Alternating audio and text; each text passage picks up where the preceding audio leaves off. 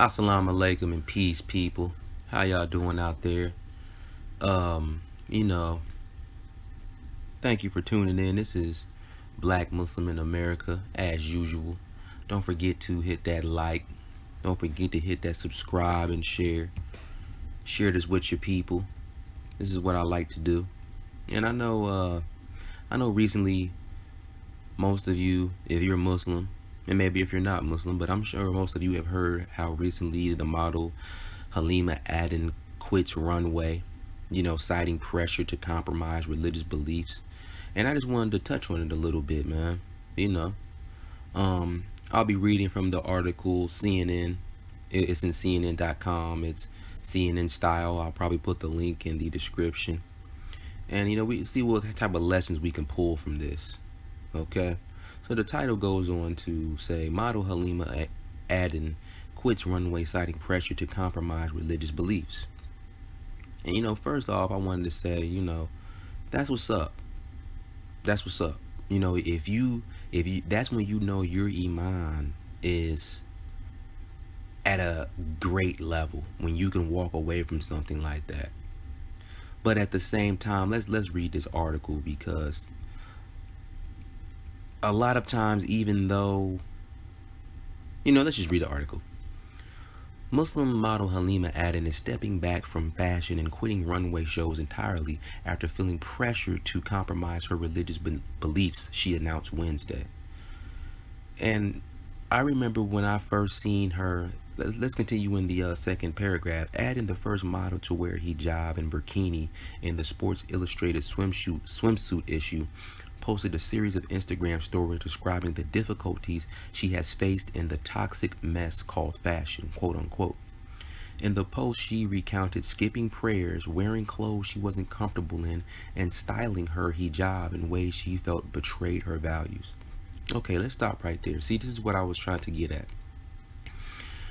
That's what's up. She walked away from this, but she's just now saying she's walking away because it compromised her religious belief, and she announced this Wednesday. But it's like I said, when I first seen her on the Sports Illustrated swimsuit issue, I was like, that's cool. A Muslim being proud to wear her quote unquote hijab, whatever you want to call that. But in all honesty, I was like, that's not really no hijab she's wearing. That's not the definition of hijab. So, I mean, that's cool that we're getting some quote unquote representation. But I said this on Twitter a while back, that that's not really proper hijab she's wearing. That's an Erykah Badu head wrap. That's one of those Hotep woke incense burning, septum piercing head wraps. That's not a hijab. And then the colors is all bright. That takes away from the hijab in and of itself. So I was like, yeah, that's cool that we're getting some representation and whatnot, but this isn't true hijab. And I was also saying how the fashion industry is just as evil as the entertainment industry. And she's proving that. She just came out and said that it's a toxic mess called fashion. Yes, and I was saying how basically the fashion industry is filled with homosexuals.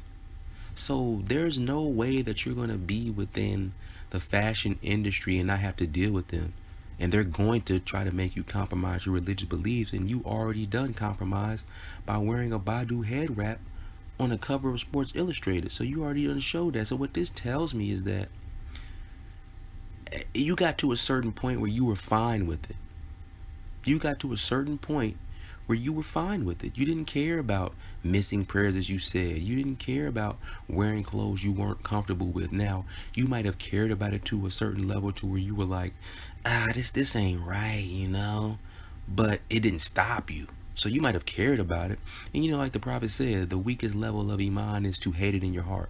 So you may have hated it in your heart, and at least that lets you know you had some level of iman, but you still continue with it. So it wasn't that big of a deal to you. Let's continue. Now she's saying, this is her quoting, she's saying now, they could call me tomorrow and not even for $10 million would I ever risk compromising my hijab ever again. She wrote, Aden also pledged to never take part in runway shows or travel for fashion months again, adding that that's where all the bad energy came from. Yeah, the entertainment industry, the fashion industry is a dark industry. It's dark. The energy is dark energy. It's bad energy that comes from that. I remember I used to hang with people who used to listen to damn Boosie all the damn time, and them dudes was massively depressed. People who listen to Tupac all the time, they was massively depressed. That stuff is dark energy music. People listening to Kevin Gates all the time, dark energy music. When you into this, and that's just the same as the fashion industry. When you in the fashion industry, dark energy. And you know, she's saying that they could not, you know, they could call me tomorrow for $10 million and I wouldn't risk compromising my hijab ever again. But you were already compromising it. So, inshallah, you will stay away from that. You know, I believe you when you say that, but we'll see. Because people say they're not going to do things ever again, and then they do it again. So, hopefully she stays away. But also, look at how we're allowing, like, Islam defines what hijab is. The Quran and Sunnah defines what hijab is. The Prophet Muhammad, peace be upon him, defines what hijab is. Allah defines what hijab is. The scholars who have studied this stuff for years and years and years in their whole lives, the companions, all of that, they determine what proper hijab is. But now you have us determine. Now this article is basically showing that it's either white folk who determine what we call hijab, or it's the people who determine what hijab is. Because what she was wearing on that cover was not hijab. It just wasn't. You have to be honest. So who's defining what hijab is? Because what she's wearing, if Erykah Badu wear it, she wouldn't call it hijab. She would just call it a head wrap. So what is it? It's a head wrap. It's not a hijab. But moving along, the article goes on to say, Aden, or is it Aden? Aden, who lived in a Kenyan refugee camp before moving to the United States, has broken numerous boundaries in her modeling career. She was the first hijab-wearing woman to appear on the cover of British Vogue and was part of Vogue Arabia's first group hijabi cover. Okay, that's what's up. You know, do your thing, I guess. But her work and the excitement of being labeled a trailblazer caused her to lose sight of her beliefs, she said. And the excitement of being called a so what this is letting me know is that just like every other female out there, women love attention. Attention is a drug to women that gets them high. And she got high on this drug and didn't want to give it up. That's what that was. And the excitement of being labeled a trailblazer, that was the attention. The article goes on to say, Aden's mother had long encouraged her to walk away. So your mom is telling you, look, this ain't the thing that you want to be doing. They're going to compromise your beliefs. They're going to compromise your hijab. You're already compromising it. This isn't the thing you should be doing. And yes, you're a beautiful young woman, and you probably did this just to get some money, you know? So I kind of understand. You got to kind of finesse sometimes when you're here behind enemy lines. Not only are you a black woman, but you are a Muslim woman. So you have the double whammy of being behind the enemy lines of the non-Muslims who are at war with Muslims all across the world. And then you have the other whammy of being a black woman behind the enemy lines of white supremacy. Really, that's the one that comes first, because Muslim just means non-white. So that's the reason why you're being attacked, because you're a non-white group who won't submit to white supremacy. So that's really the main reason. But you're behind double enemy lines. So I can kind of understand to a certain degree people trying to get money in certain ways that ain't too good, but they're not too bad. You see what I'm saying? And I think in certain ways, Allah would overlook those things. If you're a black man in America and you maybe want to get involved in stocks, you maybe want to get involved in buying options and doing all of this stuff, Some scholars say you shouldn't be doing that. But at the same time, you're a black man behind enemy lines. You got to get the money how you got to get the money. As long as you're not going to extreme ends for it, man, you have to do what you have to do. And inshallah, Allah will overlook that and pardon you in this life and the next. But you can't sit up here and act like it's fine to do, or you can't sit up here and call it what it's not. You can't sit up here and call it a hijab when it's just a head wrap. So, moving on. Her mother tried to let her know not to do this. And it wasn't, the article goes on to say, it wasn't until the COVID-19 pandemic, which prompted the model to stay home and take a break from the industry, that she finally realized where I went wrong. That's what she quoted. Finally realized where I went wrong. And, this is what we all need to do.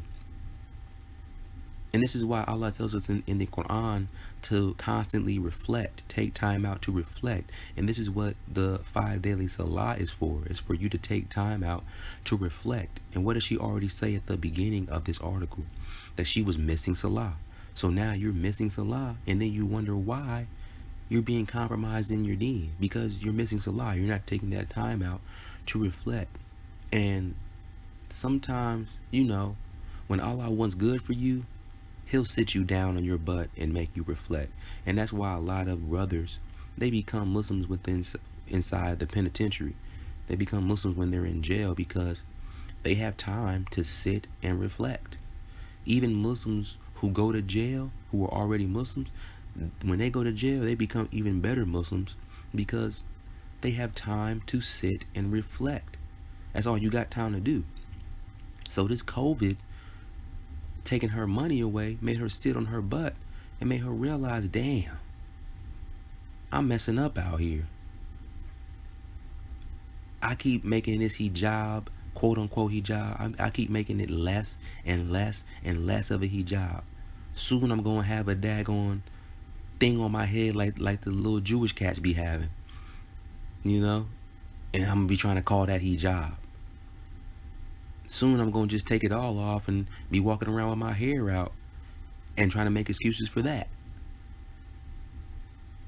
So she, like she said, she finally realized where she went wrong.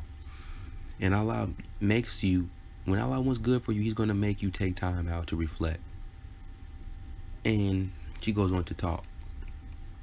Among the campaigns she expressed regret over was a photo shoot for American Eagle's first ever denim hijab. And she quotes, questioning herself, she's saying, why did I allow them to put jeans on my head when at the time I had only ever worn skirts and long dresses? She wrote, explaining that I was just so desperate back then for any quote unquote representation that I lost touch with who I was. No, see, and this is what I mean by we have to be honest with each other. We have to be honest with ourselves. Be honest. That the quote unquote representation that you were so desperate for, no, that's not what it was. You were desperate for attention. You loved all eyes being on you and you being the quote unquote Muslim girl with the hijab and everybody's praising you. That's what you love. You love the high from the attention. And this lets me know that her father may not have been in her life because, she was in a refugee camp, so there's probably some issues going on with war-torn country. Maybe her father was killed, I don't know. But that lets me know her father probably wasn't in her life, or if he was, he wasn't that great of an influence because that's where a woman's supposed to get her attention from. She's supposed to get her attention from her father, and that will help curb some of that addiction to attention that women desire. So what made you lose touch with who you were was your addiction to attention. It wasn't representation. Don't try to do that. But I will say this, if you go look up the pictures of her in her American Eagle outfit with the denim hijab, that was actually a true hijab she had on. It wasn't really an issue with that. So I don't understand what she didn't like about it. Maybe she just didn't like the style of it, but that was actually a true hijab. And it's weird how she didn't, she's talking about how she was so desperate for representation. But that was proper representation right there. You had the proper hijab on. They weren't making you really compromise on anything with that. It was just a denim hijab. I don't see what was wrong with that. But let's continue. Aden also posted an image from a photo shoot for Glamour magazine in 2017 showing her with a green wrap under her hijab and feathers around her neck. Okay, and she says, I went back to my hotel room and just sobbed after this shoot because deep down I knew this wasn't it, but was too scared to speak up. She wrote also, very common struggle when you are the first to do something. No, see, people, what I keep telling you is she's dealing with the addiction of the attention. You could walk away from this. You could tell them, no, I don't want to do this, but you know what you're scared of? And this is how she knows she was compromising in her deen. She was scared to be a sincere Muslim. She was ashamed to be a sincere Muslim. So that's why she didn't say no. She was ashamed to be a sincere Muslim. And it's like Allah says in the Quran, the disbelievers, they want you to be like them. They will never be pleased with you until you follow their way of life, until you follow their quote-unquote religion. They will never be pleased with you until you do that. So that's all you're going to get as a Muslim woman going into the fashion industry. All you're going to get is them trying to slowly but surely, little by little, inch by inch, all you're going to get is them trying to make you into them. So eventually you take off your hijab and you're just a Muslim model now. You're not even a Muslim model who wears hijab. You're just a Muslim model now. And then after that, you're just a model now. You start getting involved in drugs. You start getting involved in the parties and all. And now you're just a model now. That's where they want to get you at. And you saw it coming. The only reason, and this is why, the only reason for me reading this article, you were having a problem with it, but it wasn't enough to make you stop. The only reason you stop is because Allah sent this pandemic upon us. That's the only reason you stop. If Allah didn't make you sit down on your butt and have time to reflect and actually be able to catch up on your salah, that was a blessing. You probably would have went further and further, and the hijab would have came off eventually. Because like you said, you were scared to speak up because you were the first to do something. Meaning, I was scared to speak up because I didn't want to lose all this attention. And if I spoke up, then they might say, oh, we don't want to work with her no more. She's bucking back against us. So basically, what they were doing is what they do to many black people in the industry, is they were buck breaking you. And you were being buck broken. Yeah, you were being buck broken. And if you start looking up pictures of her, there are a few photos that let me know what was going on. And this is how Shaitan always works. Like I said, it's little by little.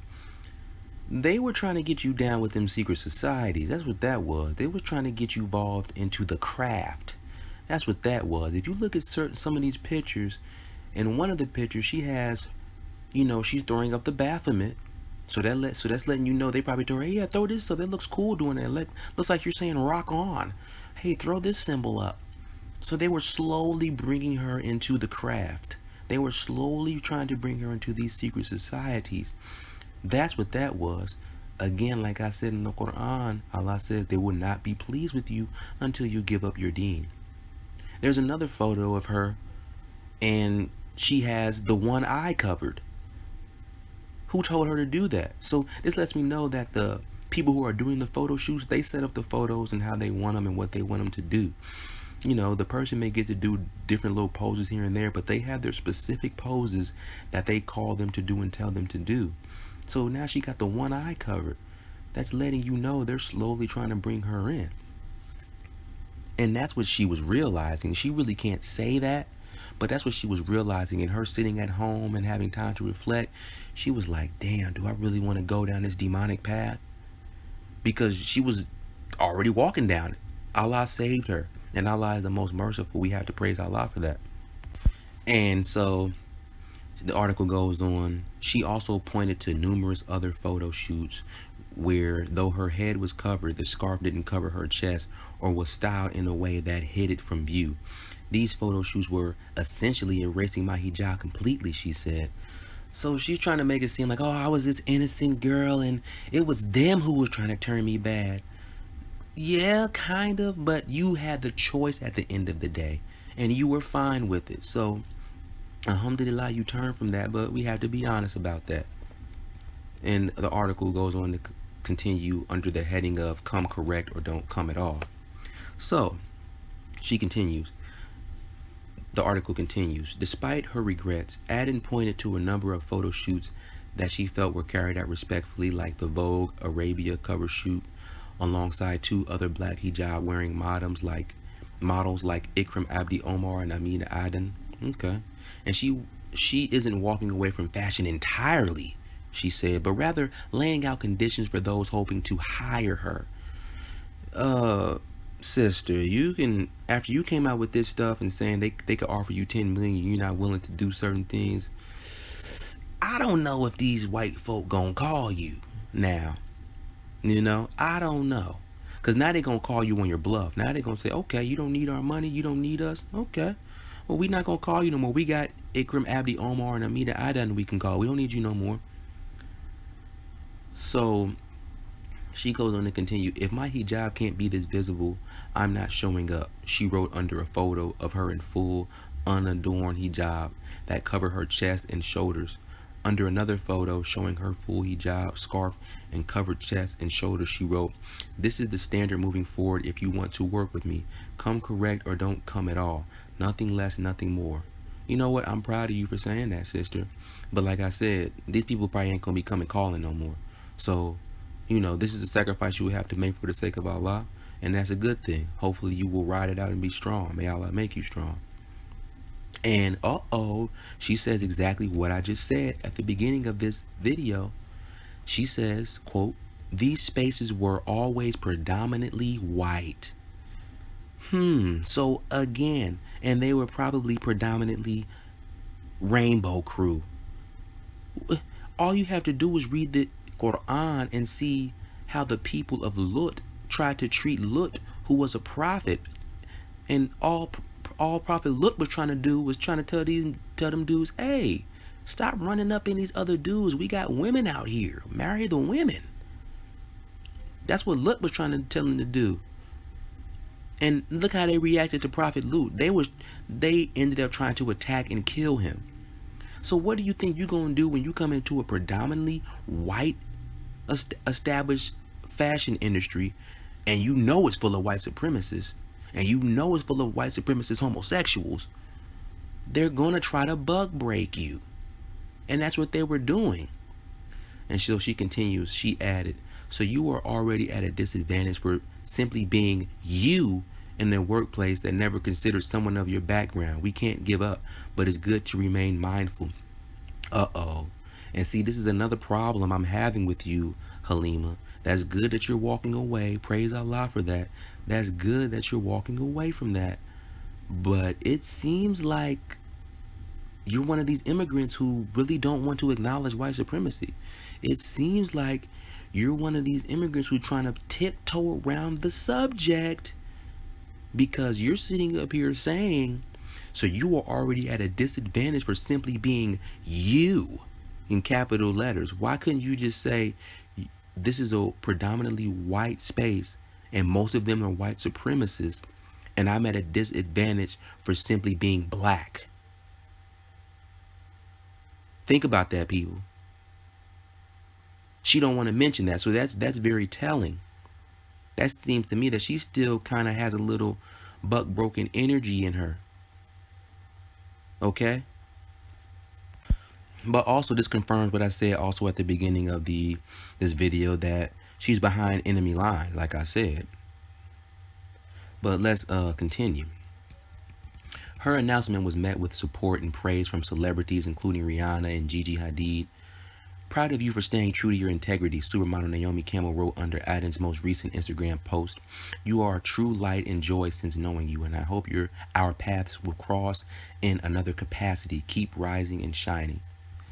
Aden, who is Somali American, was born and raised in Kenya's Kakuma refugee camp before moving with her family to the U.S. in 2004 at the age of 7. after a decade-long vetting process. Now, isn't it funny how after she's talking about how you can't be you in these white spaces, white majority spaces, it's now telling us, and you see how she's tiptoeing around the subject, and then it comes down to this paragraph and says it was a decade-long vetting process. That means it was a decade-long vetting of seeing, is she going to be against white supremacy or is she going to play the game? And she's proving that she's still playing the game and being quiet about it. Until her family made its way to St. Cloud, Minnesota, Aden said she had difficulty adjusting to her new life in the U.S. and longed for her home in Kakuma. However, her life changed in 2016 when she became the first contestant to wear a hijab and a burkini at the Miss Minnesota USA pageant. Aden went on to reach the semifinals of the competition. See, that's that attention. That's that drug attention coming to get you.